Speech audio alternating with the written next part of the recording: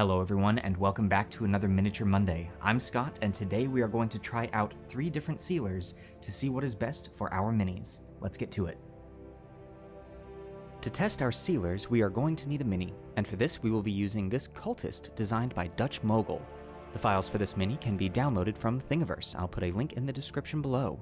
This was printed using my Ender 3 and has been primed using Army Painter's Uniform Gray Spray Primer. With all that said, I think it's time to give this a quick paint job. Before we get started, you may notice we have a shiny new cutting mat to work on. I just want to give a quick thank you to our patron Benjamin Crudwig for this fantastic gift. It has been a massive improvement over my old green one, which had seen better days. Now let's get to the painting.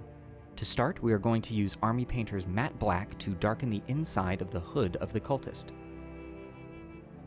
Next, for the robes, we are going to use Reaper's Dragon Red.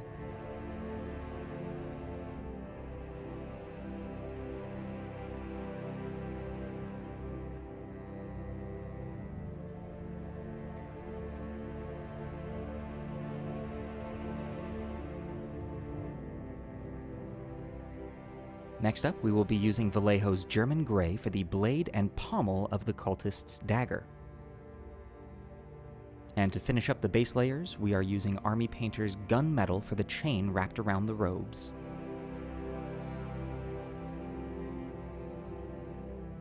Moving on to our wash, we are going to keep things simple and coat the whole mini in Citadel's Nuln Oil. Something to keep in mind when washing metallics: be sure to wash them separately. The first time I did this, I confidently brushed my wash over the entire mini, which ended up spreading the glitter from the metallic paint all over the robe. After rebasing, I made sure to wash everything but the chain, and then go back with a finer brush for the metallics. Now onto highlighting. We are going to be layering using the original Dragon Red, as well as Reaper's Heraldic Red.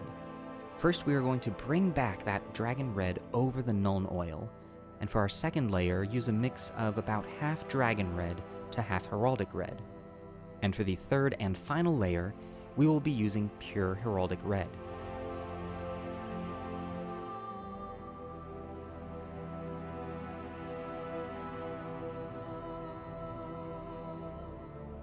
Finishing up the mini with a quick line of Army Painter's Ash Gray to highlight the blade of the dagger, and a glaze of Nuln Oil to finish. And there's our quick and dirty paint job for the Cultist. But remember, this is just the start. We're here to test sealers. Which reminds me. There we go. I think that should do it. We have 3 sealers that we're going to be testing today, along with one fix-it technique. So it's time to take our minis outside and give them a quick coat. We are going to let that first coat dry for about 5 minutes before giving them a second. After that, we will let them rest for about 20 minutes before we put them to camera to see the results. The first sealer we're looking at is Rust-Oleum's Matte Clear Enamel, which you can pick up from pretty much any hardware store. As you can see, although it says matte finish, this spray has left our mini pretty shiny, which is not ideal. Not a strong start for our sealers. Next up is the matte finish from Krylon, which you can typically find at any hobby store. Here we have a stark difference from the Rust-Oleum. The protective coat on this mini is almost invisible. You can see a little bit of a shine under the heavy camera light here, but that's it. A great finish from Krylon. Last up is Testors Dullcote. This can is typically touted as the industry standard for mini painting, and I can see why. Although the coat is a little glossier than the Krylon, it isn't detracting from the mini at all. And I might be crazy, but the colors actually seem a little richer in this finish. Now for this last mini, I wanted to try something that I had seen posted on a few painting threads. What you're looking at is a mini that was first primed in the Rust-Oleum, but then in an attempt to bring back some of that shine, I went back over it with the Krylon. After seeing the end result, I think that, although a good try, it didn't really do that much. And there we go, 3 different sealers with 3 very different results. So let's talk about these for a second. Starting off, the Rust-Oleum. I just want to say this is what I've been using since I started painting, and the reason for that is it's what I had available at the time. Now, looking back, man, I could have been doing a lot better.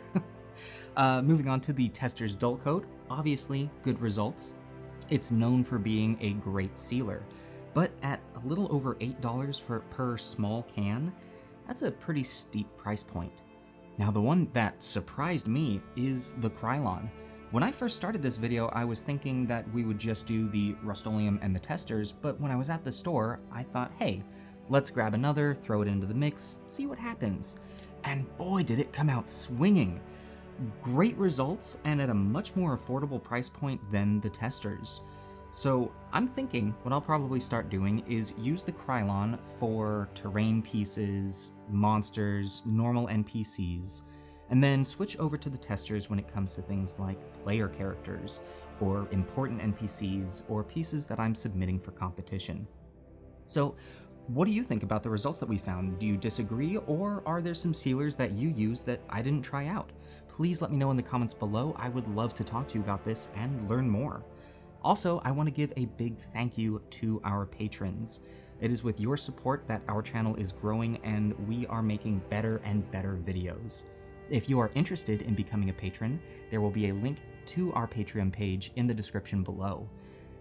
If you enjoyed watching this video, please give it a like and subscribe to our channel for more nerdy content. I would like to thank you all so much for watching. Once again, I'm Scott, and I will see you at the next Miniature Monday.